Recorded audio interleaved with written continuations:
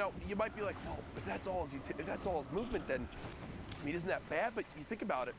Right now, you're at 34, top 34. You want those placement points. 100%. You've spent a lot of time in this game. You've got one elimination, and right now you're probably, what, every bit of 15 minutes, 17 minutes into this game? If you don't get placement points out of this, if you don't get at least 5 to 7 points off this one, it could really come back to haunt you as this day goes on. Tilt gets 1, now 4 spots away from being in the top 25. Remember, 3 points earned if you make it there. Okay, now 3 players need to go down before we look at the placement. Very top of the zone, Corey. Rogue Shark vying for high ground. Looks like Shark gets the ultimate high with ease and does place a trap down just in case anybody tries to challenge. And on the same box, opportunity to just take some shots. Looking up here, back-to-back combat shots on that player. You can hear a ball underneath. Think Shark trying to be as cognizant of that as possible. There it is. Placement points going out for everybody. Shots on every player on the rotation. And if Shark can land even 1 or 2 solid hits, the combat shotgun, we've seen it be very lethal. Ranges like this, 18 points right now, and here we go, beaming player on the drop-in. A lot of shield damage, finds Frosted Spy in the air. No fall damage taken, 190 total now. Another player, back-to-back. The Vera goes down. Shark picking up the 4th elimination. Almost to the top 15, and playing this very, very well. The only concern I really have at this point is materials are going to start getting low soon, especially if you're forced to double up on layers. When you're already having to build out from height that early on. You already mentioned it, 46 total builds left. How can Rogue Shark use them wisely? 15 players now remaining, so 2 more placement points earned for everyone that's still live in this lobby. Players continue to drop on out quick. Rogue Shark showing off just how good the combat shotgun is, whether players are flying from up above or running frantically down low. With that rift pulling up, I think it was 2 players. You think Rogue Shark's going to begin to peek on up and try to make sure no one can land on him. I think they just... There we go, 1 flying in. 1. Jaith eliminated. Top 10. AJ does, however, take the high ground. Honestly, it looked like with ease, just getting the flint knock to ascend all the way to the top, challenging. Oh my gosh. A build-off. What a shot. They're going for height right now between the 2 of them. Rogue Shark down to just 21 total builds. Has to reload this flint knock and has to go for the play of his career. Knocks the 1 player down to the box. Shotgun comes through. Tyler's was not ready for that to happen, and Rogue Shark is rewarded by a ton of builds, but it's still AJ up top. Shark for sure has the ability to drop down. That flint knock could save him. If you're concerned about what's in his inventory. He went for it. He went for it. Rogue Shark flint knocks to the high ground, knocks out AJ's build, and replaces it. He's got to reload this flint knock. Quick, drop it down. Did make it as well. Rogue Shark showing off how good the flint knock pistol is. One of the most versatile weapons in Fortnite Battle Royale history. We're now in our top 4. Rogue Shark continuing to be a hero from this high ground. Literally just plugging. There goes 2 more. Goes down. It's a 1v1. Nightseeker on the ultimate low ground, 29 builds, some bandages if it comes to a heal off, which means Shark's going to have to apply pressure, plus an RPG. That's CG. That's CG. In the outside of the storm. Unless there's a chance at a shot, there isn't. Nightseeker goes down. Shark, the flint knock, earns the high ground multiple times and the victory royale. Incredible stuff right there from Rogue Shark. A 9 elimination win. 19 points. Seeking Sundown. 19 points at this stage in the game. My goodness, that's absolutely insane. Yeah, he's pretty good at the game. Luckily, we'll be seeing him in New York City. Rogue Shark has already got that qualification up there. But let's take a quick look at some of the other players who have already qualified and one player who's putting on a little bit of a show and might be able to put himself in contention. So first, we're going to hop on board with the veteran Vivid. And as Golden Boy says, when in doubt, throw a grenade or 17. Vivid throwing every one of the explodes there. Picks up a nice little elim, and that actually gives him positioning to then start running on the mid-tart. Picks up Navy Rob there, and then continues rotating forward, doing all this now with the combat that he was able to pick up there. And notice in the top left-hand corner, this is outside the top 25. We watched him pick up 3 elims, survive into the top 25, and then enable himself to get more. Challenging into the stink, knowing he would get that siphon. Now, clicks on board here, was at 10 HP, gets a shadow. What does he do with it? He's then able to translate that into a boogie, drops the player out, and then all of a sudden, he gets another shadow. This is what we mean when we talk about how every little interaction counts. If Clix doesn't pick up the elim at 10 HP, doesn't get the shadow to enable him to get the boogie bombs, which doesn't let him pick up the next 2 elims, which gives him more shadows and gives him high ground control. And look here how he extends out the timer on the shadow bomb. He's in shadow form the whole time, is able to get into the player's box, picks up Nut, who is on the top 10 of the leaderboard right now. So it's not like he's just cleaning out the bottom of the barrel. These are other players competing for a spot in Clix. I remember originally watching him in the Lux Cup and thinking, wow, this kid Clix on YouTube. He's pretty good. I hope we get to see more of him. Well, we're going to be seeing more, particularly if he's closing out games like that. Niku, the only player in this little package who isn't already qualified for the World Cup, but goes on a great little spree here. 150 in terms of his builds, and that's going to enable him to kind of navigate this super, super tightly packed tarp. You saw 25 players there in Circle 8. Circle 9, still 13 players left. He still has 97 builds. That's because his mentality is he's looking for the elims, picks up a number of jump pads, and refreshes on builds again. So keep an eye on the top left. 7 players left now, and he challenges into the high ground. All of a sudden, he picks up this elim here, knocks the player out with the storm changeover, and top 5, ultimate high ground control, and nothing else. Shotang picks up the 2 on the bottom, but Nico is just going to be able to wait him out, doesn't get a tag going over there, so the storm will tick him over. And last but not least, it wouldn't be a highlight reel if we didn't show Dubs. Taker of walls, best average placement in a Sunday final, as Courage said, with a 6th, 1st, 2nd, and 3rd coming out there, averaging 3rd place overall in what is one of the most stacked regions. You see him just take the wall right away from Yoshi and continue running through the tarp, always looking for opportunities, looking to challenge, wanting to take the shots, and pressuring the rest of the lobby. Hey, you want to win the Fortnite World Cup, you have to be beating players like this. You have to beat the Dubses, the Clix, the Vivids of the world in order to get up there. And right now, Clix is flexing, saying, yeah, I'm in 1st place. What of it? Man, after 6 games, 2 victorials, one of only 2 people in top 10 with the 2, he's got himself that pretty hefty lead. I mean, don't forget, guys, it is top 6, so making their way into finals, so this is the cutoff point right here. But if we look outside of the Clix's lead, right, 42 to 38, again, these points are still really, really close. Like I said, it's the difference 26th to 25th. Popping a shadow bomb, waiting a half second before you rotate.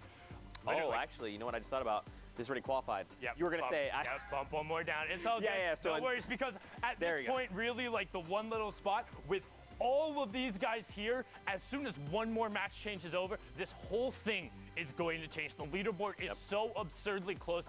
These are the moments that matter. This is where you will be able to cement yourself as one of the best of the best. And if you don't do it now, you won't be on that stage in New York City competing for your piece of the $30 million prize pool.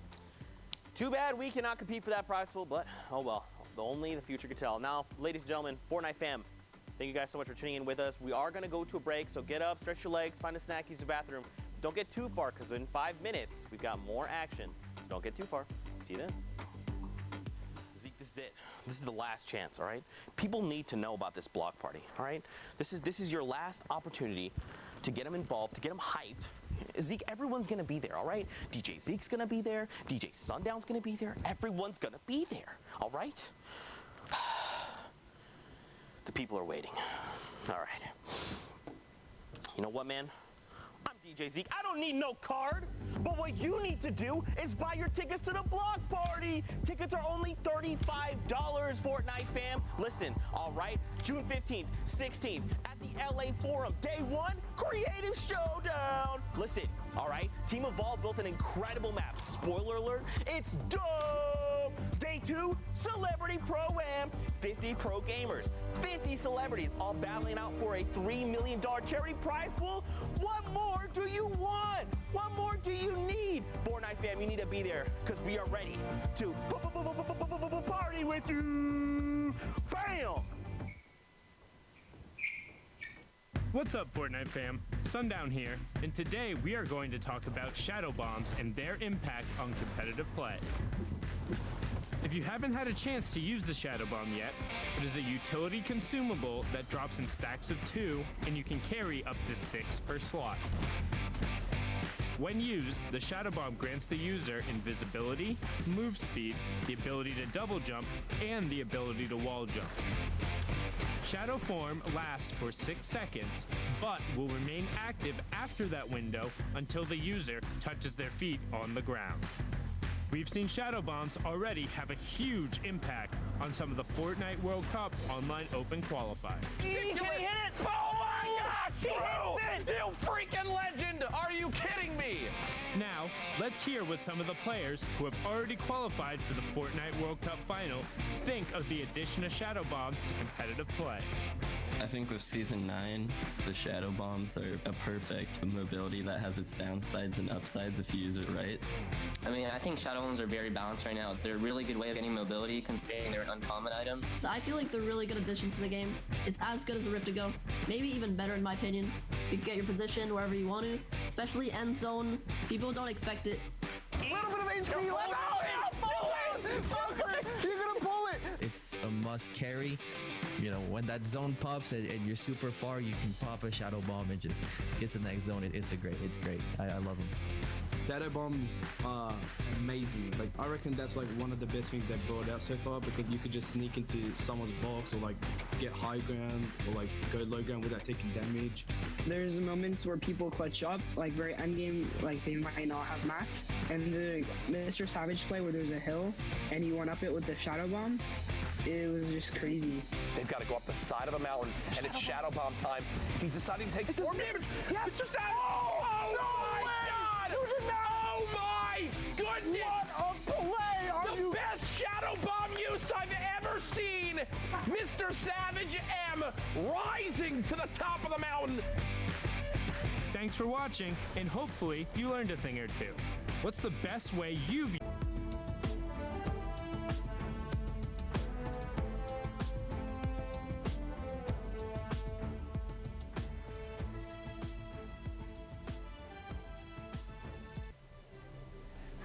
Ladies and gentlemen, welcome back to the Fortnite World Cup Open Online Qualifiers. Week 9, the solos action has been fantastic through and through so far. We've covered Europe. We're midway through NA East. And I know you don't want to see me. You want to get back into the action. So guess what? We've got 2 great casters for you, Sundown and Monster D-Face. Let's get it. Here with my boy Sundown, and man, that leaderboard shaking up. Good to see Macwood up there. We saw him getting really close week again, and like you said though, anything is in the air. Dude, it's so incredibly close. We've seen the semifinals, everybody kind of crunching up there, but let's get right on into the matches. I want to see how this all resolves and who gets those last 6 solo spots out of NA East. The action has been intense. The leaderboard is close. Use that hashtag Fortnite World Cup. Let us know who you think will make it out, because the leaderboard is changing every time a match finishes. And now we're on board here with Spook. 49 players left, so just under half the lobby. Yeah, the only player we've seen really take a lead today is Andretta. Outside of Andretta, no one else. The boards have been extremely close, top to bottom here. So now hopping in with Spook, guys. 50 minutes left to queue up here. We're midway through it. Halfway through all the queue times and the games we'll be seeing here for the NA's block. It's going to be a close one. It's going to be close. I mean, every single region has come down to some form of last match, whether it's a player overtaking at the last minute or you saw Blackso get the victory royale, everything he needed on the final match of the server. There's Spook picking up ramen there, no 99-cent deal. Back to the lobby, you can queue back up.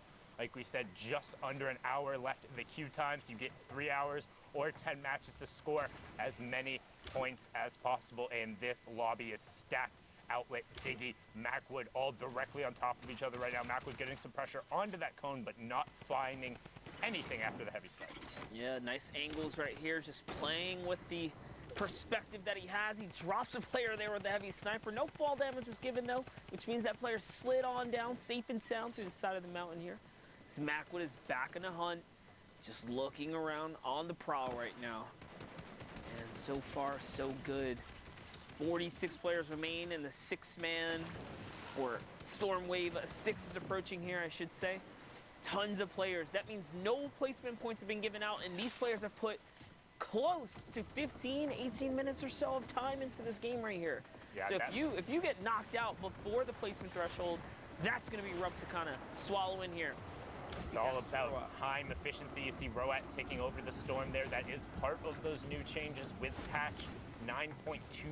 If somebody has been tagged in the past 60 seconds and they either self-eliminate, fall to the Storm, or fall to fall damage, you will get the Elam credit. Now you can see Macwood trying to get onto the edge of the zone, as we do have to rotate across the lagoon, so it could get awkward. You have Wrigley, who's in the second spot, the player who has been very much so coming up through these open matches recently. You see Percently also picking up an Elam there. Storm threshold on your right-hand side.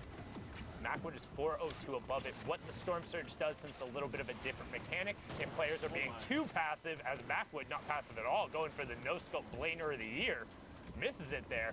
If players are too passive and haven't done damage, the Storm Surge will punish you, doing 10 damage per tick as that goes off until you either are above the threshold or you're eliminated. Just like that, Strep picks up Macwood. No antibiotics viewed there, but a nice Elam endpoint going over to Strep. Yeah, and this is it right here. I don't think we've seen as many ballers throughout the day, but my gosh, there are so many still in play.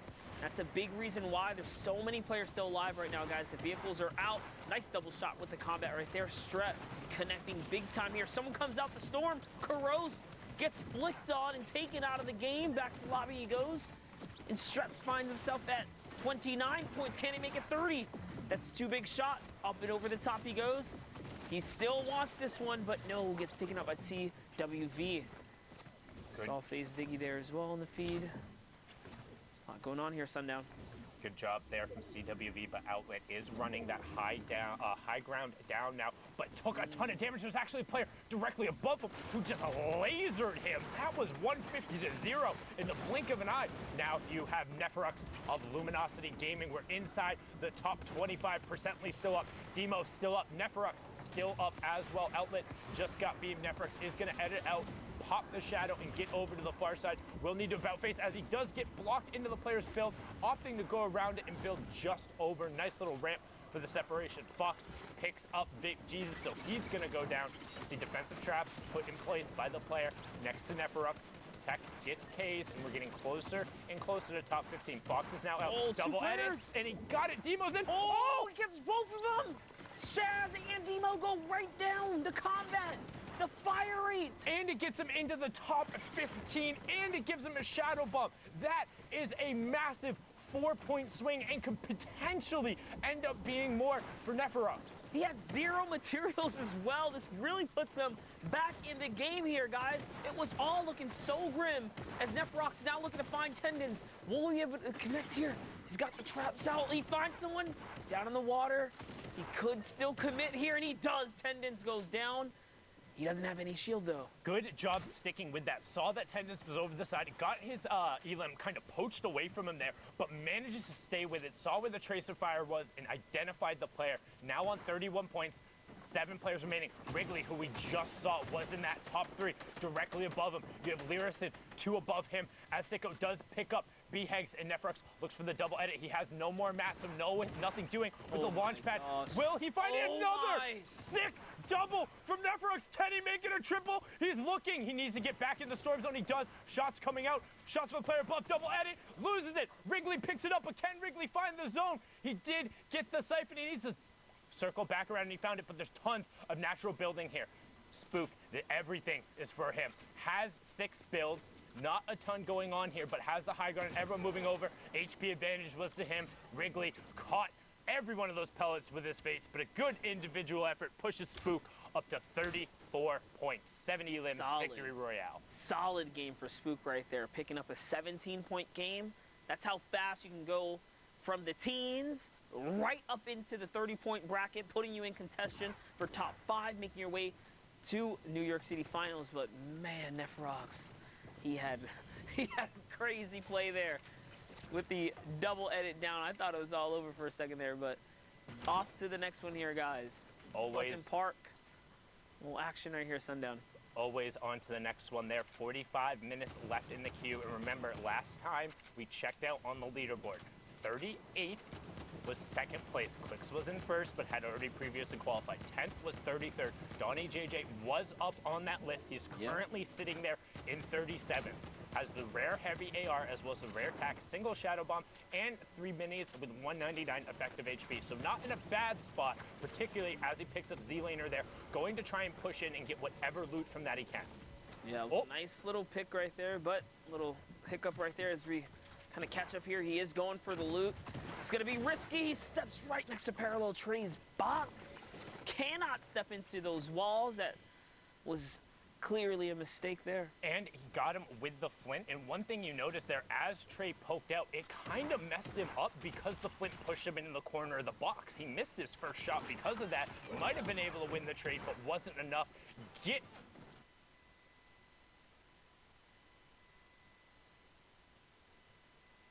Sorry, chat. One moment. We'll be right back.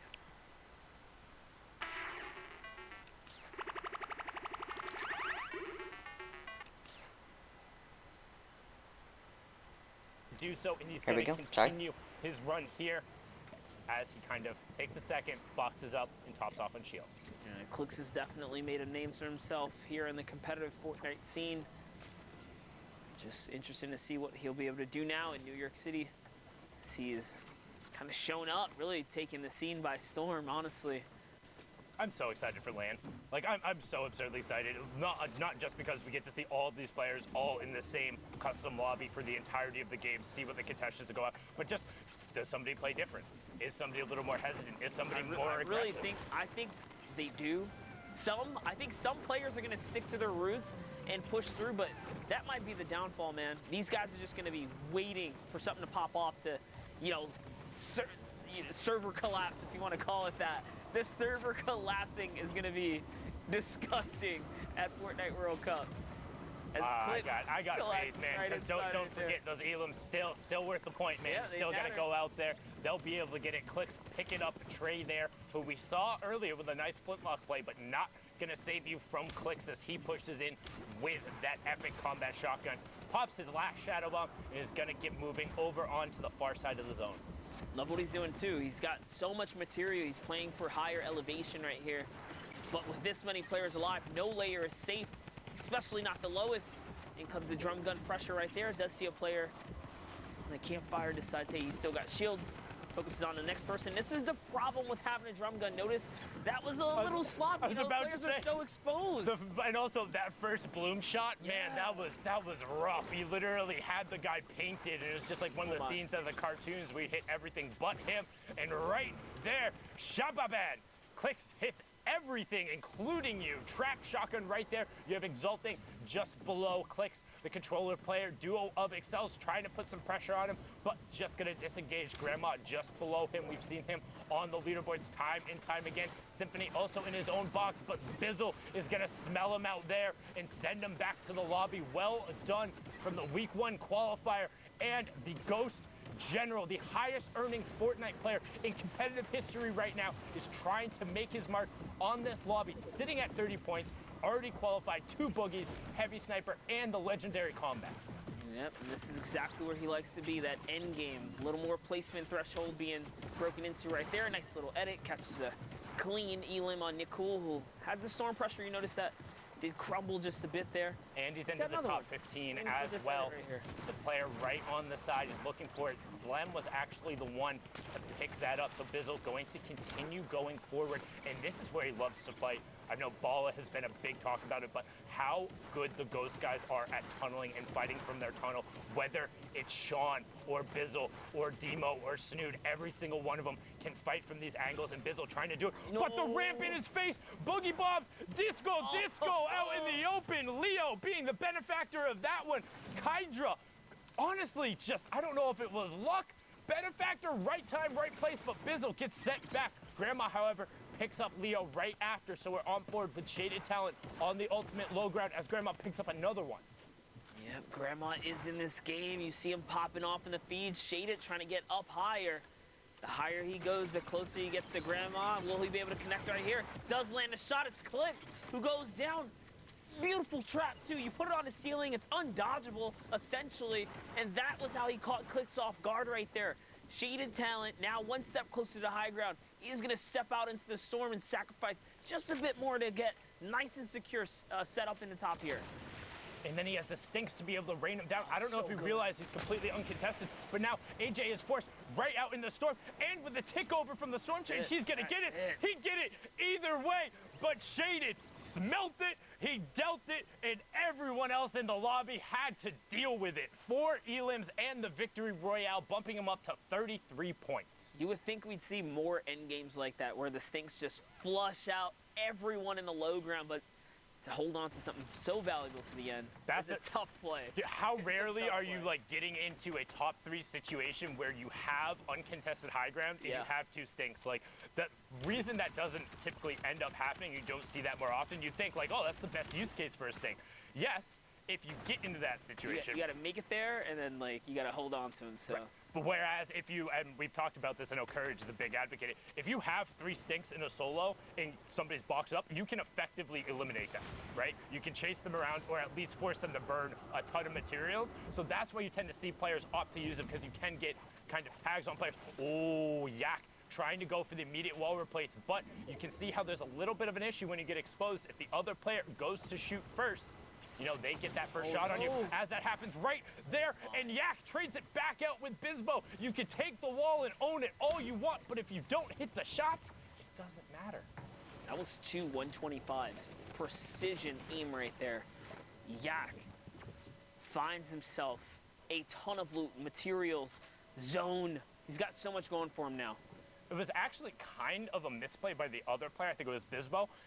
When you're kind of poking there, you need to shoot, and right as you shoot, move your character model over to the left. He just sat his character model in the window, basically framed his face to catch those pellets. Make sure you're abusing that right-hand advantage. If you have it, you can't give it up, or you can't have it and then not use it. Otherwise, you don't have an advantage. But now, the other half of the Dubs Mega pairing trying to push in here, has full qualified already for the solos and duos, and is now trying to put a little pressure on this player on the outside.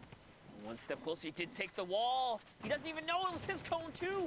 Did try to combat it, and Flint follow up Frosted. It was just too fast. Mega was just too fast for him to react. He was one step ahead of him every single moment, in every single moment of that battle right there. Man, it must feel awful to just get victimized by Mega and Dubs. I would be so upset to go against one of these guys. They're too quick. Literally too quick. Just very, and we talk about like what makes some of these players good. In some circumstances, they do everything right. Sometimes they're just very good and they're fast. Like that would be what I say kind of Mega, Dubs, Benji, Fishy, Mr. Savage. Well, they all have like certain types of traits about them, the certain things they do well. Yes, they're all incredibly fast-paced players with everything they do.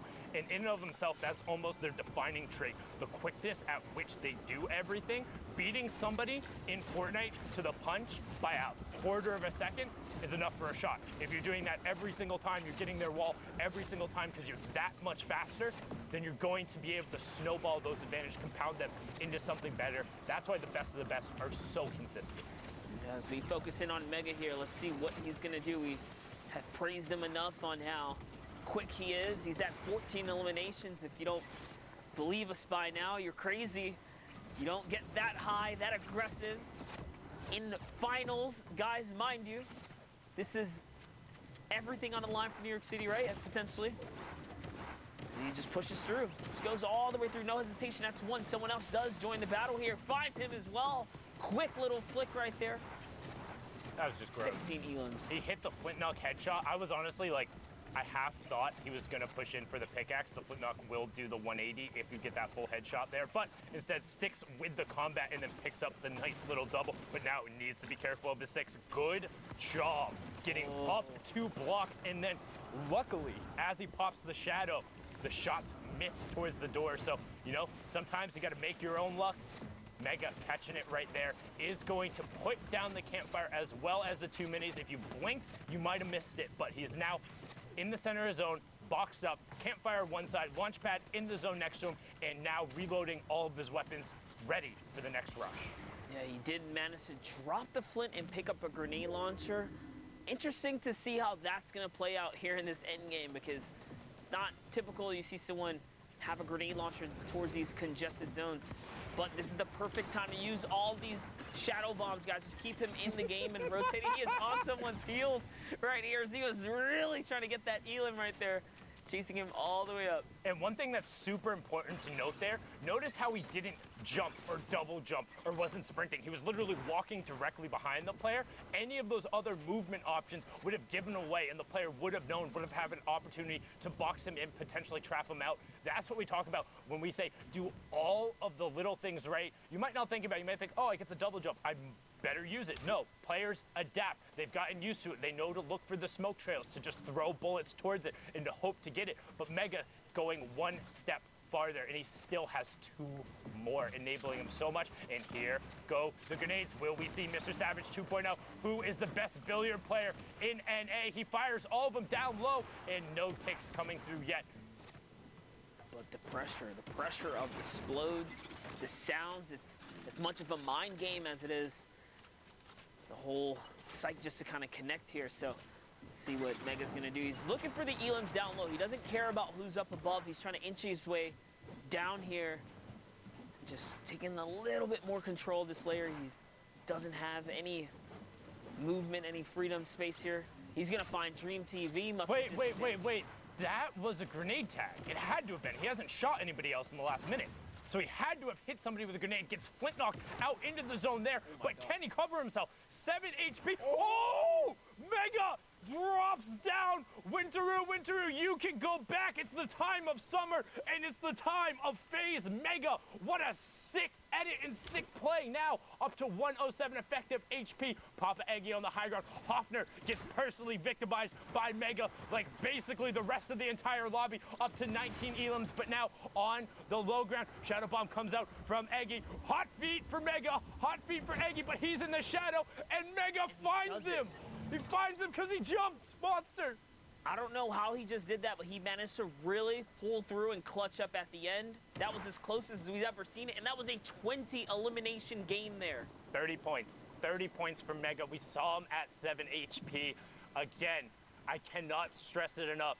If you're watching and you want to get better at Fortnite, imagine dropping a 20 bomb. That's what I'm saying. Imagine dropping a 20 bomb in any game. Like, I think I've had a 20 bomb once, maybe, in a pub, I think, and I felt really, really, really happy. He's doing it in the finals against the best of the world. If you want to go watch these games, watch their perspectives, you can load it up in the client yourself. You can go to the leaderboard, set the region. Right now, we're on NA East. Then you can click the Compete tab at the top, load up Week 9, and check out all of the individual greatness. Whether you want to be watching Tfue or Dubs or Mega or any of the other solo players who have already qualified, I promise you, they will all put on a show as we get into the final half hour of the queues. And already, Chap, Tilpill, Snood, all up over on this side. Clicks in the match as well. Right as I said that, Tilpill gets taken out by, honestly, the Demon Hunter right now. That's what Clicks feels like. He's just running around cleaning up everyone. Dude, Clicks is fearless right now. He's he has nothing to lose at this point. This is all good practice for the Fortnite World Cup. This Chap is now putting pressure on players that are gliding across, and what a death valley here. You do not want to have to cross this. You think, oh, I have a launch pad, I'm okay. No way, not when players have this much elevation kind of set up. This poor guy's probably going to use redeploy. He uses the flint knock, actually trying to save himself there. He's still in the game. Was able to catch himself right there at the bottom. You see Kearney also here, Chap trying to get an angle on the rest of the lobby. Again, the Liquid Old Guard desperately trying to qualify and join Vivid on that stage in New York City. We have EG's J-Truth also in the lobby. Nobu Beef, it does get picked up. Bears also going down. 33 players remaining. Circle 6, and also a ton of verticality changes going on the circle. Look at the bottom right, monster. Yeah, it's going straight across another valley towards the tilted, neo-tilted mountain. You guys are very familiar with this mountain. It's been in the game for a while here. So to have to cross back, another steep elevation coming from the shifty side. Yeah, the It's old gonna be rough. that old clock tower mountain gives a really, really good kind of vantage point over the rest of Tilted, but it's really awkward to kind of end up fighting around and rotating over because it's such a steep valley into then this kind of like gradual hill that drops off right after. So Yeah. we'll see some interesting rotations coming out, but now on board here with Joy with that tactical assault rifle, trying to throw some shots over. You do see Storm Surge over on your right-hand side. Only one more player has to fall before that turns off, and the rotation is coming through. So Joy is going to be looking for those gatekeeping opportunities. You see him checking the angles as Shiga picks up Sensible. Temp gets picked up by Joy. He's going to be like, all right, got my Elim, I'm out. Waiting for the opportunity to then rotate over and away. The question is, how long can he extend out the Shadow Bomb? Not long enough, gonna opt to use the second one. Does get to tick over in the Storm as well onto Shiga, so good job from him. Look at And this. now all the way far side of the zone. Manages to really just hop his way up and over all the builds. Perfect usage of the Shadow Bombs here. He hasn't even reloaded the Tactor. He's already on the offensive push here. Another player did rotate by. He's kind of getting his eyes set on who's gonna be his next victim. Went from 1 eliminations to 3. Will this be the 4th? And it is going to be the 4th. Let's have fun, okay? We saw him a bunch yesterday, ending in the top 10. I think he finished about 6. But doesn't look like he's having as much fun, okay, today, as J-Truth picks up another Elim. Grandma goes down outside of the top 15.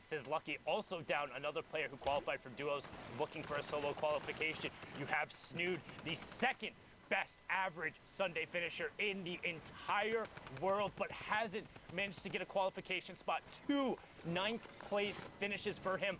Will this week be his week? You see Joy shots up towards the top ground, and he gets Prestovant with the drop down in the alley-oop afterward. Yep, and here it is. Joy has now found himself 2 layers up and over these opponents here. Has to be very careful. He's looking to see if he can just disconnect this entire build, maybe get some fall damage. Needs to look up though. There was a rift that went off. This is not completely uncontested, and boom, there it is. He realizes there's the 3 players in the sky, wants to hold this high ground, so he's going to push over towards this other player, and he gets it away from him, except gets the high ground ripped away from him, and Joy immediately looks up and places the trap down. Yeah, he did manage to pull that off. What is going on here? Click's still in the game. Baldy's still in the game as well. Click's pops the big old rift. He's getting this nice rotation. He sees the mountain up ahead. This is going to work out perfect for him as Joy is probably running low on mats. A lot of builds coming out of him, except going up. And Clix just lands on the ramp, doesn't even care. No respect for Joy at all. Puts the double ramp off right there. Just absolutely took it away from him. Clicks in the top right, Joy in the bottom right. That's the fight that's happening in the high ground. You have 2 separate 1v1s. Clicks versus Joy, except versus phase attacks, and attacks runs him over. Absolutely brilliantly done from him there. After taking out J-Truth, gets that there. So he has uncontested low, but with no mats to his name. So Clicks is just going to rain down on the lobby. Only 2 mats left on Joy, and a singular Shadow Bomb that is there as well. Everything is pointing to Clicks if he can get his way down. Attacks, goes forward onto Joy, and Joy finds it. He gets the siphon, but he's down on the HP lead as Clicks has the high ground, but is starting to run low on mats. Only has 12 left, but that's all it takes. The combat shotgun from nearly 6 tiles up. The hard aim down sights for Clicks. 3 Elim.